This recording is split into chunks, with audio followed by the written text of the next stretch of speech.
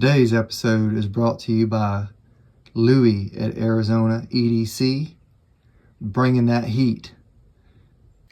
And this is also a Saturday Stockman Stampede brought to you by Terry from My Ordinary Life with Terry.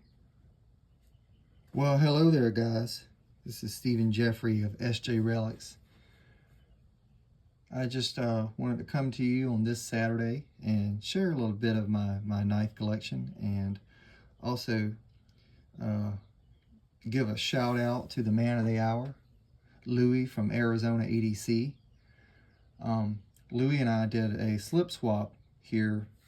It's been here in the past month or so, and of course y'all probably seen my slip over on his channel, and I got my slip this week, and I'm just blown away.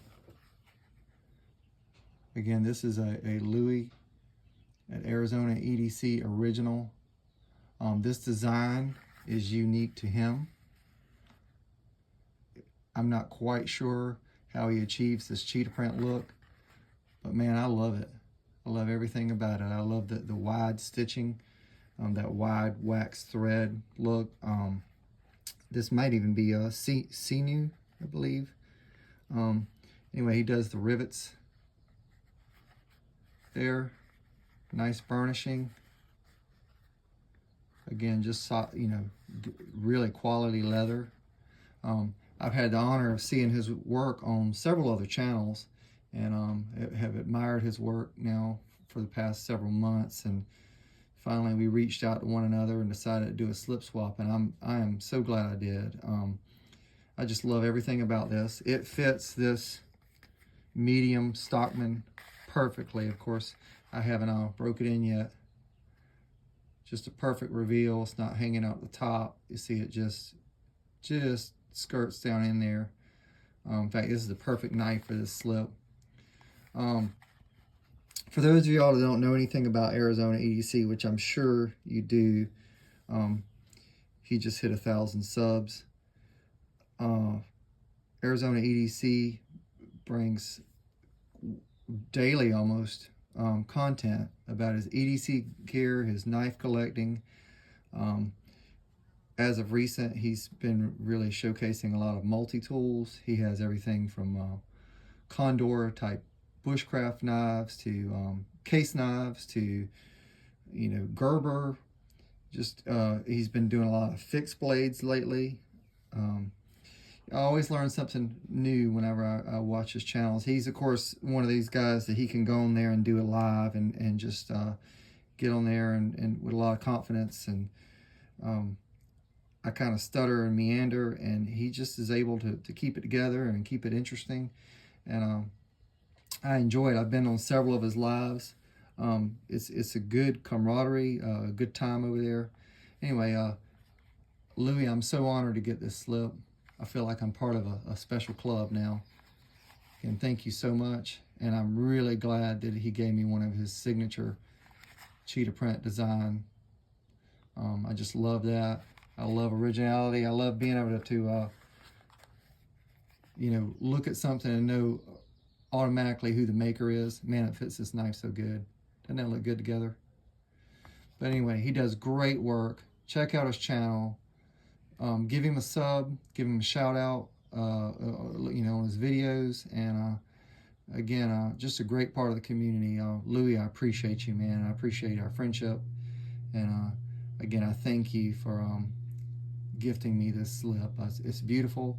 I will cherish it. I will enjoy it, and it'll get used for many years, because that's how it's designed. It's designed to last. And thank you so much. I love everything about it. Also, I want to mention how hard this is to do. I mean, look, he did this in embossing, and then he somehow fills in his lettering, which I might message him and find out exactly how he did that without darkening the leather. One of the things that I do a lot of times is I emboss the design in there. I put the darker color on, and then I sand it back. Where this, he's kept the integrity of the lightness of the leather while layering the dark in there. So again, I just want to point that out, because that's something that's unique to his work. And very cool stuff. But Louis, thank you again. And I appreciate you, brother. Thank you so much. I wanted to share these 3 knives with you today. These are 3 2024 6.5 bone stag mediums. Of course, 6.5 3/18s. Super sports, as Brother Dwayne would say. But I got these knives at the same Tractor Supply within the same year. Again, these are all 2024s. As many of you probably already know, Tractor Supply in some areas are getting rid of their knife displays. Their little spinning around one, with the glass in it, and they're going to clam pack knives. So I got a deal on some knives a couple times here recently, which I'll share here in a future video. But these knives were bought over the past year, and each time I went in, these were actually the display models. And it was kind of like I was seeing something new, but I was seeing the same thing. And of course, I'm a collector, so I like what I like, and then I get one, and then I get a backup, and then I get a backup for my backup, which is exactly what happened here. But look at these knives, and they're all cow bone, which Case in the early 2000s, if I remember the story right, they had an issue getting India stag, which is again another form of cow bone that's been jigged to look like deer antler. And I got these knives. I love deer antler. I love stag, and so anytime I see something like this jigging pattern, I'm kind of drawn to it. Of course, here's a real piece of deer antler. Sorry, I moved my camera so you can see it really good. Y'all can see the variation in color. This one has not been stained. Sometimes people will take deer antler and they'll either stain it with tea or coffee, or I've used varnish pens before in some of my cigar box building. We would do I would do the volume knobs, that's where this piece went, the volume and tone for the guitar. I've done a bridge and a nut. That's the part that the strings run across out of stag. Really beautiful look. It's not something you see every day, because you can't just get a hold of deer horns of this quality and like this everywhere. And so here's another piece. See all those knots? Just how gnarly that is, but beautiful at the same time. Anyway, I've been saving this piece up for a pocket knife. I do some rehandles and things like that, and this is going to be on a very special knife. Again, you got that soft piece in the middle, which again, you haft that piece of bone, and that becomes the side of the knife there. And then when you sand it off to blend into the bolsters, of course, you get those white edges. So that's what they're aiming at with these knives.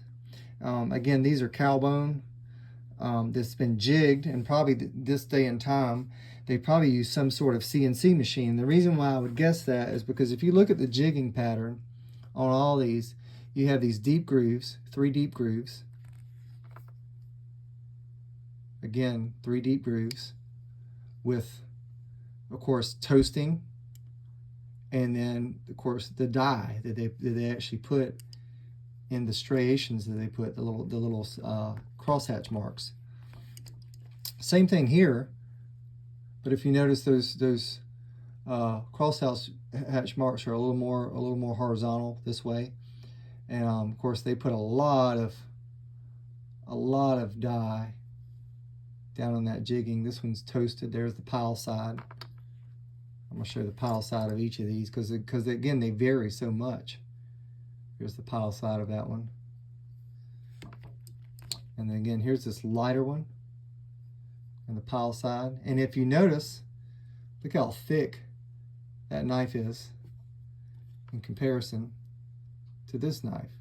And of course, you're going to get some variations in bone, but being that they're using a plain piece of smooth bone and then jigging them, it's kind of neat how they've got those thicker pieces. What would occur naturally in stag in order to keep those gnarly marks that I was showing earlier, when you cross cut it to retain some of that look, they've kind of achieved here.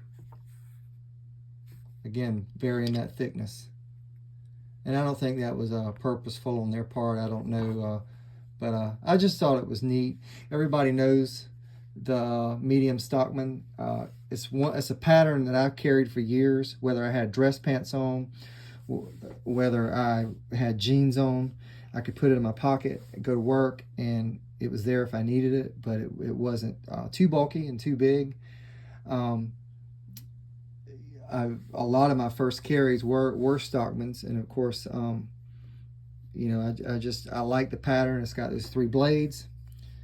Of course, everybody knows it's got that clip point. Y'all forgive me, my camera's really close here, but I wanted y'all to see that jigging. Here's a sheep's foot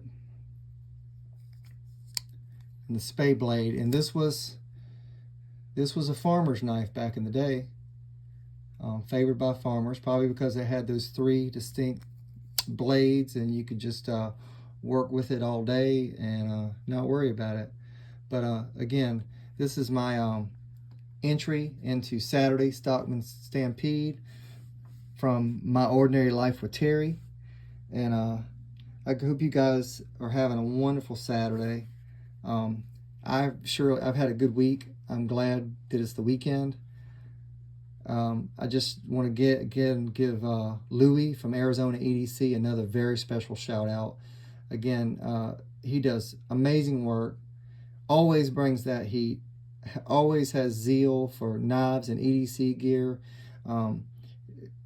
He has wonderful lives, and where he just gets on there and they talk and chat about life and EDC gear, and he asks questions and goes back and forth, and they just have a good time over there, and very lighthearted and just easy going. But give him a like, give him a sub, and just a great channel. Thank you, Louis.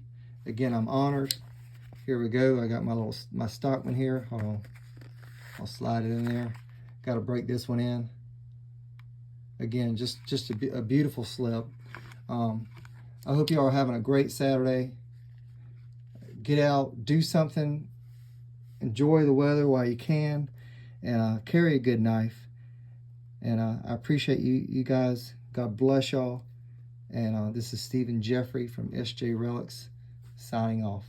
1, 2, 3, 4. I get old, this is